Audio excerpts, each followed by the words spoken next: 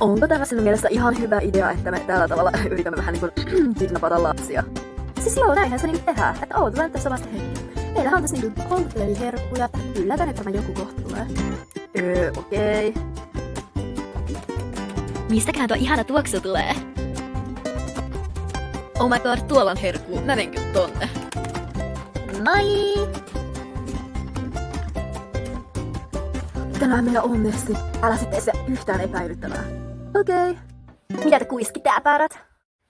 Senkin pikku paska. Tuo on kyllä todella huono kielenkäyttöä, mutta en hämitä tässä mitään kuiski. Ai niin, täytyy olla vähän ystävällisempi. Haluaisitko sinä ostaa täällä jotain? Mun äiti on sanonut, että mä en saa ottaa herkkuja tuntemattomilta. Herkut pilaa hampaat, siksi mä juon ES. No, siinä tapauksessa meillä on todella paljon ESää. Joo, mä haluan ESää. Missä ne ESät on? Mä käyn hakee suos varastossa. Täällä tää toinen voisi vähän niinku vahtii sua. Odota, pikku hetki. Löytyisikö täältä varastosta ESää? Menisiköhän tämä ES:stä? Hei, nythän minä sen keksin.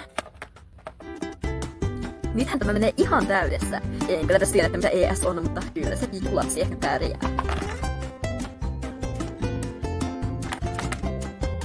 Vitun vajakki! Tapakotko sä vaan täällä?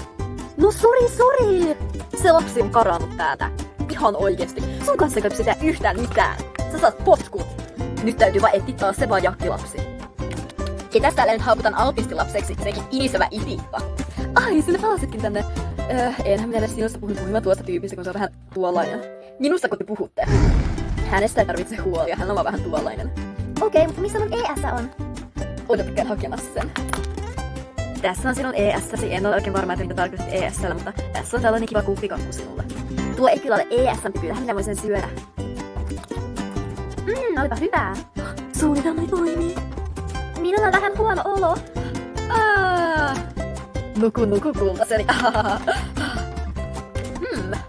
Täytyisiköhän minun polttaa hänet liedellä ja syödä? Minut unohdettiin täysin. No anteeksi, mutta mitäs me teemme nyt tällä? Hei, oota hetki. Mitä jos mä kuvataan lapsipornoa? No ei vitussa! Mitä sun ikävä on? No sä pyysit ehdotuksia. Okei, ehkä mä päätän, että mitä täällä tehdään. Vie eka se kamera pois. En vie, mutta näytä vaan sun juttus. Noin, mahtuisikohan tänne? Laitoit sellaisen lapsen uuniin. No onko sulla parempia ehdotuksia?